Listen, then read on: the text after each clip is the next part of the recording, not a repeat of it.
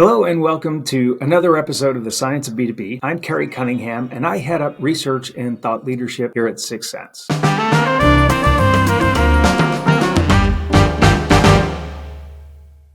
So today I'm going to talk about the Sahara Desert Problem that we have in B2B. And before I do that, of course, I want to talk a little bit about deserts generally. Now, many of you know, or some of you know anyway, that I live pretty close to the desert. The desert I live pretty close to is this one. So this is Joshua Tree National Park, and this is what the desert looks like in Southern California. I live very close to the Mojave Desert as well. It looks a lot like this as well. Now, when most people think of deserts, though, this is not what you're thinking of. When most people think of deserts, what you're thinking of is, well, not this either. But this is the largest desert in the world. Antarctica, the largest desert in the world. It gets about 2 inches of snowfall a year and really no other precipitation. But that's probably not what you're thinking of. When you think of a desert, you're probably thinking of this. This is the famous Sahara Desert, and it is sands and sand dunes for as far as you can see. All right, so what's the Sahara Desert Problem in B2B? It's this. This is like the oldest thing in the book. How many MQLs do I need to produce the amount of pipeline and revenue that we're supposed to get this quarter? That is a grains of sand in the Sahara Desert Problem, because that's roughly how many you're going to need, whatever your goal is, to make that number. I've been hearing this for as long as I've been in B2B. We need MQLs, and then some massive number is given because there is no rational, logical, mathematical connection between the number of MQLs that you need to produce and the number of pipeline opportunities and deals you need to close. Those two things are simply unrelated. They are. But the second form of this MQL problem is the one that I think more people suffer from today than ever, and that is this. We look at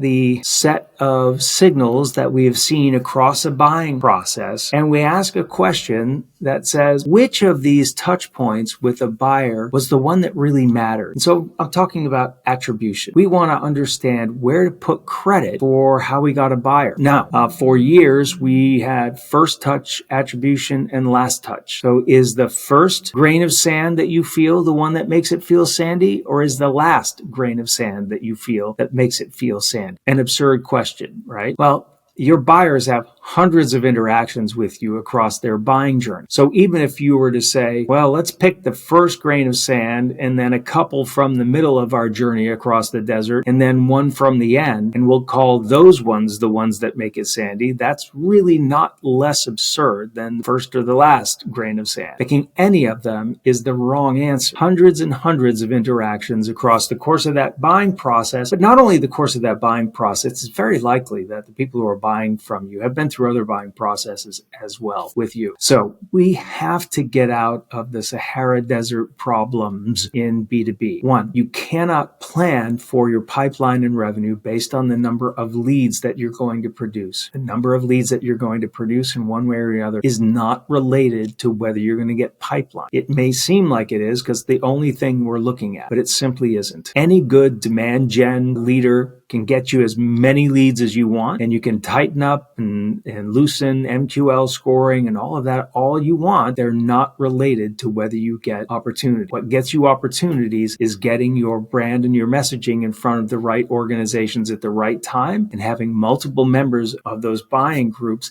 engage with your content. We know that only 2 or 3 out of the 10 or 11, who are the average number of people who are involved in that buying process, will ever fill in a form. So whether 2 people do or 3 people do, it's going to change your lead counts. But what you really need are for lots of anonymous people from those buying groups to engage with you also. And then what we need to do is understand, what does it take? How much engagement do we need to get from a buying group for us to be effective in moving that through? So that's something at 6 Sense that we track very carefully. We know, for instance, for a mid-market deal, how many people do we need to be engaging with us? Whether it's people that we know or it's anonymous people, it doesn't really matter which one of those two things it is. What matters is how many people from that account do we need to engage with us us for us to know that this account is really in market and has a good chance of becoming an opportunity for us. We have a different number for large accounts, different number for small accounts. You should be seeing your audience that way as well. And then when you start to look at it that way, you understand that asking which of the touch points, which of the hundreds of touch points that you have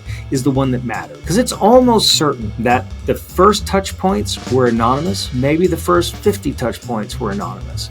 Maybe they happened 9 months ago and not last quarter. Probably they happened 9 months ago. So a long way of saying we got to get out of this silliness about one, trying to plan based on how many MQLs we need to get to our pipeline revenue goal. Two things are not related. What you need to plan based on is how many opportunities are out there, what are the accounts that we're focused on, and then are we engaging those accounts? How many of them are going out into market in a period of time? How many are we engaging? That's what you should be thinking about. Second thing is hundreds and hundreds of interactions. Only a few of those are going to get caught up in your first touch, multi-touch, last touch attribution. Doesn't make any sense.